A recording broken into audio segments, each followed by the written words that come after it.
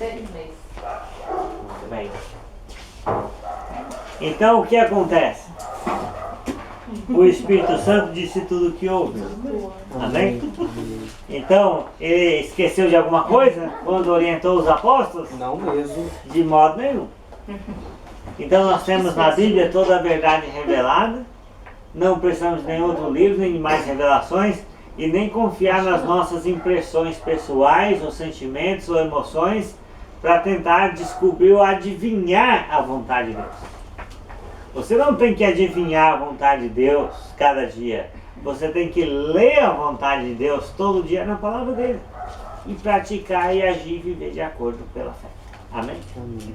E aí diz que o Espírito Santo iria anunciar aos apóstolos as coisas do futuro, né? E vos anunciará as coisas que hão de vir. Nesse sentido, o Espírito Santo não iria dar aos apóstolos detalhes sobre cada coisa do futuro. Não. O Espírito Santo iria revelar aos apóstolos as coisas do futuro que se relacionassem com a igreja, com o plano de redenção de Deus para a humanidade. Então, algumas coisas que o Espírito Santo revelou aos apóstolos sobre o futuro, para eles era o futuro. Para nós é presente. Mas para nós, já foi passado ou é presente. Certo? E também, algumas coisas que o Espírito Santo revelou aos apóstolos, ainda estão no futuro. Então, por exemplo, né, o Espírito Santo revelou aos apóstolos a queda do Império Romano, né, que já é passado. Né? O Espírito Santo revelou aos apóstolos a grande apostasia, que se transformou no que você chama de catolicismo romano, né, ou o denominacionalismo em geral. Né? Existem profecias sobre isso, iria acontecer no futuro. Os cristãos precisavam ficar firmes na verdade. Né? E isso para nós já é uma coisa passada e presente. Né? Nós vivemos um cristianismo dividido, digamos assim, né? Uma cristandade esfacelada por falsas doutrinas, falsos mestres. Né? A Bíblia não fala assim que haveriam muitos falsos profetas? Então eles previram, mas na época deles tinha os apóstolos, todo mundo pregando certinho, uma só igreja, né? Então isso foi uma coisa que para eles era futuro, mas para nós é presente, né? Infelizmente. Já aconteceu, né? Outra coisa, né? Os apóstolos falaram que um dia toda a verdade seria revelada, a igreja podia chegar à unidade da fé, né? O que era em paz seria aniquilado, o pleno conhecimento da verdade está aí na Bíblia. Isso não existia no tempo deles, mas existe agora através da Bíblia. E eles falaram sobre isso, falaram. Tá vendo? E existem muitas coisas, né, sobre o céu, que ainda estão no futuro. Sobre o juízo final. Sobre a volta de Cristo. Amém? Que ainda estão no futuro. Né?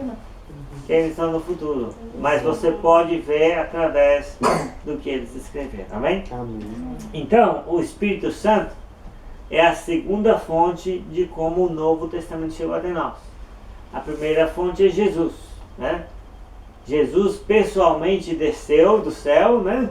Como o verbo em carne, a palavra de Deus, né? Em forma de pessoa, e ele pessoalmente transmitiu-se, né? E a vontade do Pai aos seus apóstolos durante aquele período de 3 anos aqui na terra, né? Do seu ministério. E quando ele subiu para o céu, né? Ele mandou de lá quem? O Espírito Santo. Sobre quem? Sobre os apóstolos. Para quê? Anunciar Para ensinar todas as coisas, para fazer lembrar de tudo que Jesus disse, para guiá-los a toda a verdade, para dizer-lhes tudo o que tivesse ouvido e anunciar as coisas do futuro. Notou a ênfase do Evangelho, dos textos bíblicos?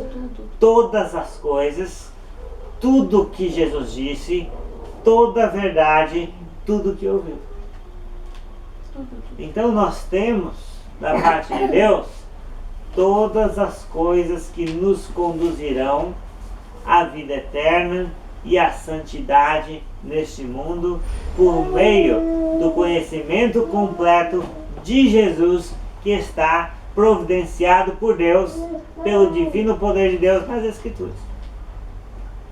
Amém? Amém. Muito bem. Então vamos ler Efésios 3, 3 a 5. Efésios 3, 3 a 5, e vamos ver aqui a terceira fonte de como o Novo Testamento chegou até nós. Parou. Nossa, desse shopping, deitou no meio do shopping. Efésios 3, 3 a 5. Só o Guilherme abrir aqui. Leia, Fernanda. Deus me revelou o seu plano secreto e fez com que eu o conhecesse. Eu escrevi isso em poucas palavras, e se vocês lerem o que escrevi, poderão saber como entendo o segredo de Cristo.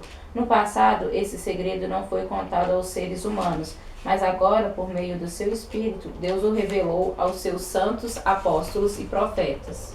Muito bem. Então diz assim: pois segundo uma revelação me foi dado conhecer o mistério, conforme escrevi há pouco, resumidamente, pelo qual, quando ledes, podereis compreender o meu discernimento do mistério de Cristo, o qual em outras gerações não foi dado a conhecer aos filhos dos homens, como agora foi revelado aos seus santos apóstolos e profetas no Espírito. Quem está falando essas palavras? Paulo? Paulo. Paulo era o que mesmo? Apóstolo. Paulo era um apóstolo. Então note bem aí. Como é que Paulo ficou sabendo sobre o mistério de Cristo? Com o Espírito Santo. Pois segundo uma revelação me foi dado conhecer o mistério, conforme escrevi há pouco resumidamente. Note bem, então Paulo, por ser um apóstolo, ele não era só um Discípulo. mas ele era um apóstolo. Além de discípulo, ele era apóstolo. Isso faz alguma diferença? Faz muita diferença, né?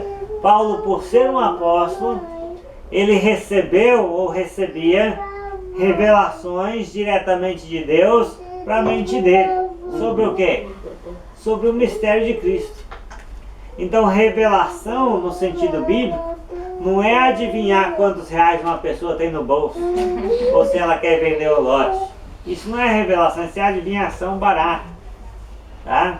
Isso é coisa de cigano, né? Isso é coisa de espionagem, de detetive. Na verdade, revelação aqui é a revelação da vontade de Deus para a humanidade. É o conhecimento de Deus para ser praticado por todos. Então quer dizer, Paulo recebeu revelações diretamente da mente de Deus para a mente dele, porque ele era um apóstolo. Revelações sobre o mistério de Cristo, né? Agora, o que ele estava fazendo com parte desse conhecimento que ele recebeu diretamente de Deus? Passando como? Ensinando. Ensinando. O que mais? De quais maneiras ele estava passando? Pregando, Quais maneiras ele estava pregando e ensinando? Através do Espírito Santo? Pelo Espírito Santo. Mas o que ele estava fazendo com essa revelação que ele recebeu diretamente de Deus pelo Espírito Santo?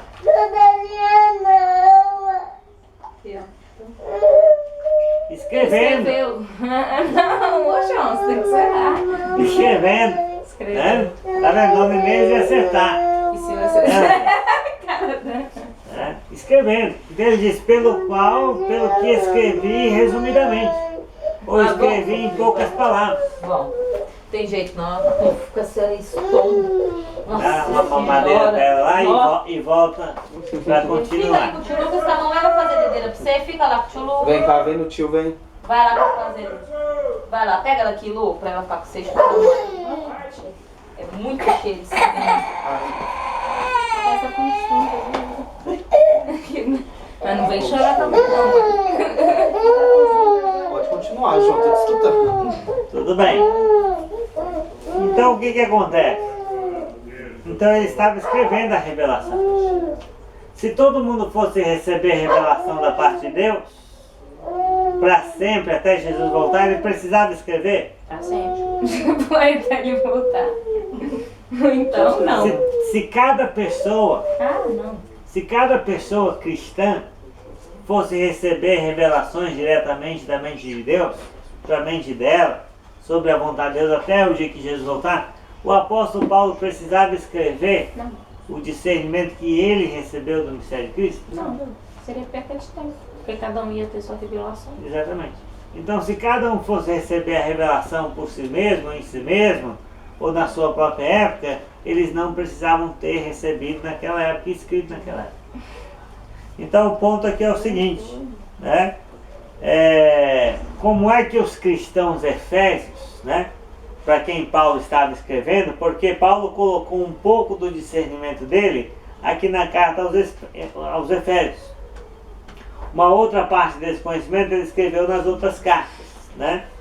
E como é que os efésios, que eram cristãos e tinham a presença do Espírito Santo, como é que eles iriam receber o conhecimento do mistério de Cristo? Não, tô prestando atenção aqui. Como que eles iam receber?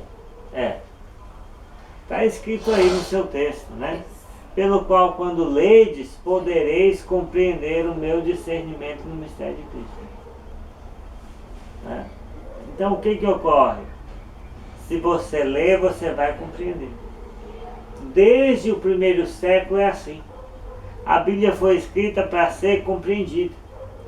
Mas os homens que se apoderaram do conhecimento bíblico, eles até proibiram as pessoas de lerem a Bíblia. Ou proibiram as pessoas de estudar a Bíblia. Ou proibiram as pessoas de ler a Bíblia em casa e dizer: não lê a Bíblia sozinho, porque esse é um livro de revelação. É nós que vamos dar a verdadeira interpretação, né? A Bíblia toda, você ficar Ou você vai ficar doida, né? É o que eu mais escutei. Então é um grande erro, porque o próprio apóstolo Paulo está dizendo: quando você lê, você vai compreender. Então a Bíblia está escrita para ser compreendida. É possível compreender? É possível. Amém? Nós estamos compreendendo. Então, agora esse conhecimento que o apóstolo Paulo recebeu, ele ia ser dado para outras pessoas? Não. Não. Aí ele diz aí no versículo 5, o qual, o mistério de Cristo, não foi dado a conhecer aos filhos dos homens. Né? Como agora quer dizer, há 2000 anos atrás, quando ele escrevia essa carta. Como agora foi revelado, né? Quer dizer, uma ação completa de Deus foi revelado aos seus santos apóstolos e profetas no Espírito. Então o apóstolo Paulo está dizendo que aquela profecia ou promessa de Jesus, de que o Espírito Santo iria ensinar todas as coisas, fazer lembrar de tudo que Jesus disse, que era toda a verdade, dizer tudo o que houver no século do futuro, já estava se concretizando. Amém? Então, Deus não deu aquele conhecimento do discernimento de Cristo a outras pessoas antes dos apóstolos. E não daria esse conhecimento grandioso a pessoas depois dos apóstolos. Mas Deus escolheu uma época específica, o primeiro século depois da vinda de Cristo ao mundo, né? E pessoas específicas, os apóstolos e os profetas que conheceram e conviveram com apóstolos, né? Deus escolheu uma época específica e pessoas específicas para revelar de uma vez por todas toda a sua vontade, né? Que está nas Escrituras. Amém? Então os apóstolos e os profetas que escreveram o Novo Testamento são a terceira fonte pela qual o Novo Testamento chegou até nós. Jesus, Espírito, Amém? E eles fizeram pela operação do Espírito Santo conforme a promessa, né, de Jesus. Então você pode imaginar assim, ó, Deus. Todo mundo tem que chegar até Deus, amém? Amém. Mas Deus enviou quem? Jesus. Jesus. Então para chegar a Deus eu tenho que conhecer Jesus, que é o verbo de Deus. Amém? Jesus, depois da sua obra aqui nesse mundo, né, ele voltou para o céu e enviou de lá quem? Espírito Santo. O Espírito Santo. Então, para chegar até Deus, eu tenho que conhecer a obra do Espírito Santo, que que foi enviado por Jesus, que é o Verbo de Deus, né? Agora o Espírito Santo, ele agiu sobre quem diretamente? Sobre os apóstolos.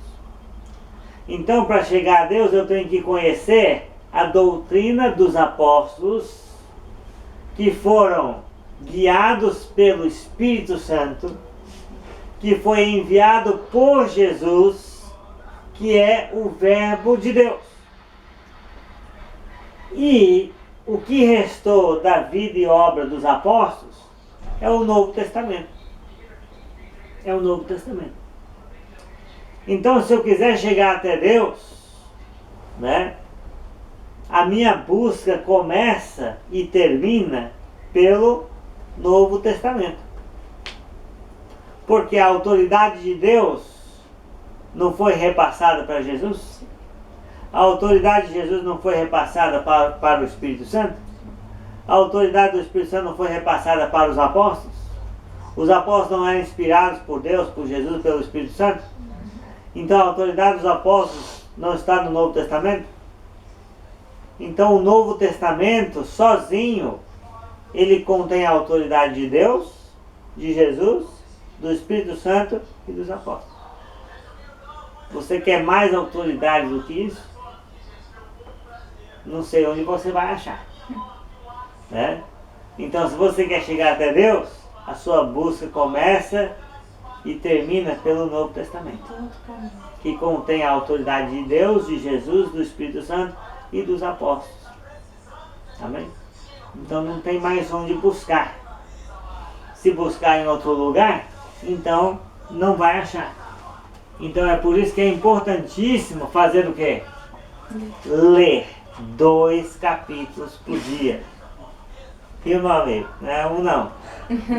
2 capítulos por dia do Evangelho de João.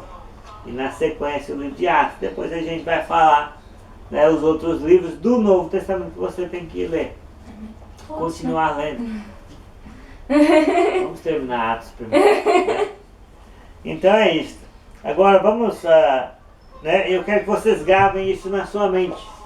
Como um grafo. Deus, Jesus, o Espírito Santo, os apóstolos e o Novo Testamento. E aqui na ponta, você.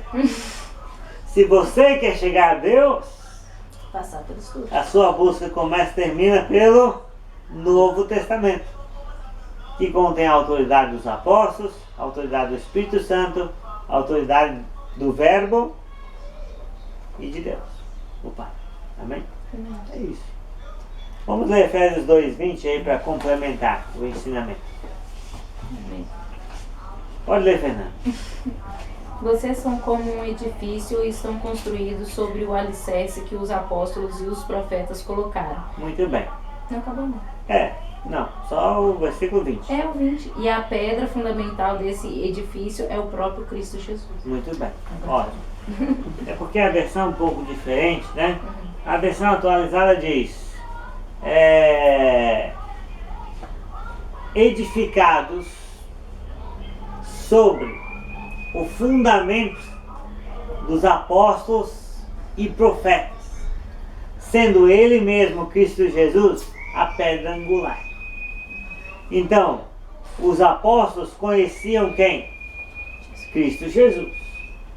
Baseado no conhecimento direto de Cristo Jesus, eles alinharam esta edificação, este edifício, que se chama Igreja de Cristo, cristianismo, o eterno propósito de Deus. Então, quando você constrói, uma casa, qual é a coisa que você faz mais fundo? O alicerce, os fundamentos. Quando você planeja uma casa, qual que é a primeira coisa que você planeja muito bem planejado? O alicerce. E depois que você coloca os alicerces, você fica mudando ele toda hora? Não. Depois que já está pronto, está pronto. Tá vendo? Então, uma vez que você coloca os alicerces, não muda mais nada. Só muda para cima. Então, você está entendendo que se nós quisermos ser simplesmente cristãos, discípulos de Jesus, igreja de Cristo, povo de Deus, nós não podemos mudar mais nada. Tudo que nós fizermos tem que estar baseado, fundamentado, alicerçado na doutrina dos apóstolos e profetas que escreveram o Novo Testamento. Amém?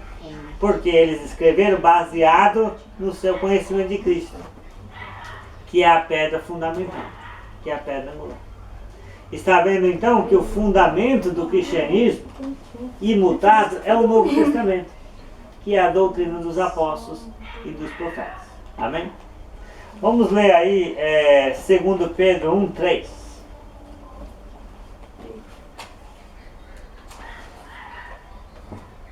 Pode sentar no rolo, né? 2 Pedro 1:3 diz assim: visto como pelo seu divino poder nos têm sido doadas todas as coisas. Lembra dessa frase? Todas as coisas que nos conduzem à vida e à piedade. Como? Pelo conhecimento completo daquele que nos chamou para a sua própria glória e virtude. O que este texto diz? Que Deus providenciou quantas coisas? Todas as coisas, né? Que vão nos dar a vida eterna e uma vida santa neste mundo. Através de quê? Do conhecimento completo de Jesus. Amém? Esse conhecimento completo de Jesus está no Novo Testamento. Amém? Então, se Deus já nos providenciou todas as coisas que nos conduzem à vida e à piedade, será que nós precisamos ficar esperando ou pedindo ou procurando mais revelações adicionais da parte de Deus? Claro que não. Todas as coisas já estão aí. Amém? É só eu conhecer Jesus cada vez mais e melhor. Amém? E eu vou ter a salvação e eu vou viver uma vida da maneira que Ele deseja. Amém? Vamos para a epístola de Judas. Antes do livro de Apocalipse, Judas, é um capítulo só, né? É uma carta só. Judas, versículo 3. Judas, versículo 3. Judas, né? Só para curiosidade.